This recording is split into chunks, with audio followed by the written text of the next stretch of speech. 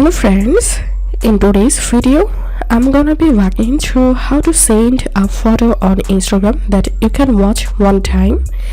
So first of all, open your Instagram application and open the conversation and tap on this camera icon to the bottom left corner, and you can upload photo from your gallery, but right now I'm gonna capturing a photo here.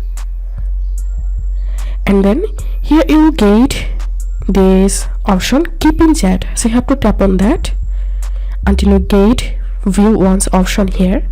So you must have to select your view once and tap on send,